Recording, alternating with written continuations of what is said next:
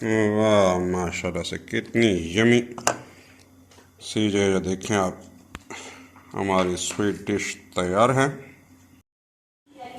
आज की वीडियो है बहुत ही मज़ेदार, जो आपने यकीनन पहले ट्राई नहीं की होगी। इस सीट पे आप बनाएं और छा जाएं। बिस्मिल्लाहिर्रहमानिर्रहीम। हम बनाने लगे हैं बहुत ही मज़ेदार सी स्वीट। उसके लिए हमने ले ली 1 टेबल स्पून ये काफ़ी। इसके अंदर हम शामिल कर देंगे 2 कप पानी के। इसको हम कर लेंगे बॉयल।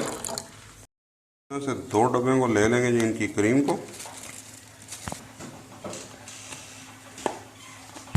ये यानी कि 1 पाव आप कह लें कि हमने क्रीम ले ली है, या 240 ग्राम।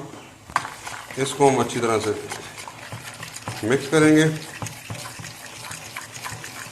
ये देखें ये काफ़ी हमारी पानी के अंदर गर्म हो गई है। इसको नीचे अभी हम फ्लेम बंद कर देंगे।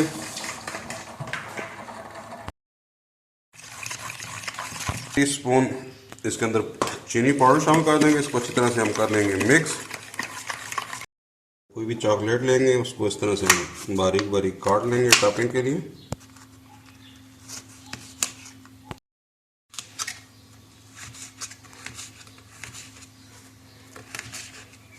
छोड़ लेंगे।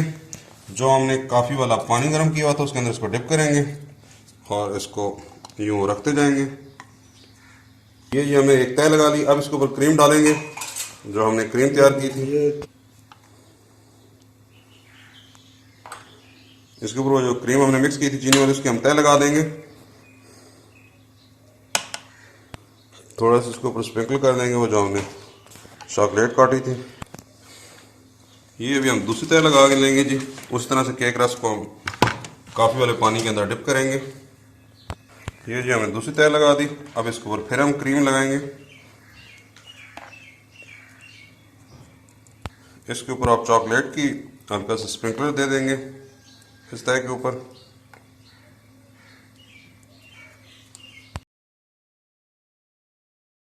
जी फाइनल तय लगा दी केक रस की।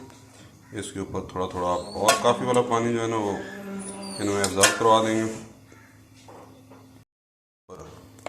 आखिरी तय लगाएंगे क्रीम वाली।